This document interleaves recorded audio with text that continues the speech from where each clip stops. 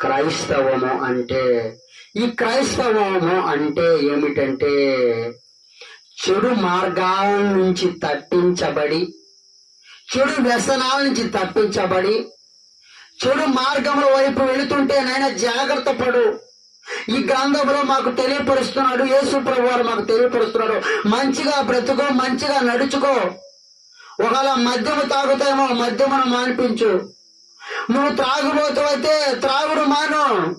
బిడ్డల భవిష్యత్తు బాగలేకుంటే బిడ్డల కోసం నువ్వు ప్రాధేయపడి యేసు ప్రభువారిని అడిగితే నీ బిడ్డల యొక్క బంగారు భవిష్యత్తు ఆయన బాటలు వేస్తాడు.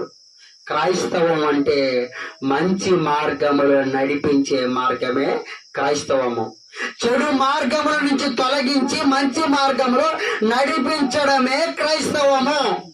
ఇటువంటి క్రైస్తవము గురించి ఎంతో మంది బిడ్డలు, స్వార్థికులు, దైవ సేవకులు, దేవుని ఎరిగిన బిడ్డలు కరపత్రములు తీసుకొని ఎన్నెన్నో ప్రాంతాలు దర్శిస్తూ దేవుని యొక్క విషయములు తెలియపరుస్తున్నప్పుడు కరపత్రములు కనీసం ఒక్కసారైనా చదవకుండా నువ్వు విసిరి పడేస్తావా?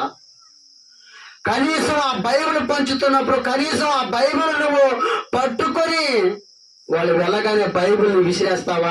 కరపత్రములు చించివేస్తావా? కానీ నీకు తగ్గట్టు దేవాతి దేవుడు జీతమును వెత్తిపట్టి ఉన్నాడు.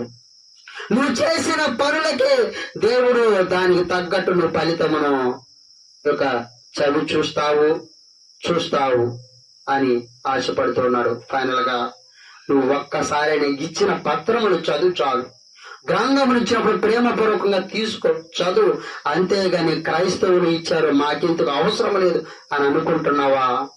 రేపు ఒకానొక దినం వస్తుంది. ఆ దినమున నువ్వు చనిపోతే నీ యొక్క శరీరము ఎలా ఉంటుంది? ఆ మట్టిలో కలిసిపోతుంది. ఈ భౌతికమైన శరీరము మట్టిలో కలిసిపోతాయి. నీ యొక్క ఆత్మలో ఉన్న శరీరము కరెంటు ఉన్నప్పుడు మాత్రమే ఆ వెలుతురు వస్తుంది. ఆ బల్బుకి ఆ కరెంటు ఉన్నప్పుడు మాత్రమే ఆ వెలుతురు ఉంటుంది. కరెంటు పోయిన తర్వాత ఆ బల్బు నుంచి వెలుతురు రాదు. ఇప్పుడు అంటూ ఉన్నాడు దేవుడు, మీకు తెలియపరుస్తూ ఉన్నాడు, నీ యొక్క చనిపోయిన తర్వాత నీ యొక్క శరీరము మట్టిలో కలిసిపోద్ది. ఆత్మ అనే కరెంటు అనే ఆత్మ నీలో నుంచి వెళ్ళక ముందే, నీలో నుంచి పోకముందే ఎంతో మంది సువార్త ప్రకటిస్తున్నారు, పేపర్లు కరపత్రములు పంచుతున్నారు, బైబిల్ను పంచుతున్నారు.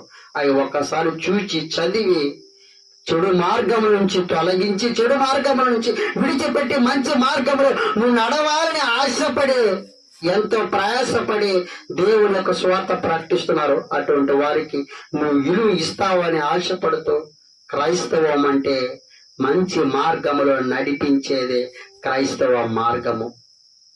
ఇక నుంచి నువ్వు అటువంటి పనులు చేయవని ఆశపడుతూ దేవుడు కోరుకుంటూ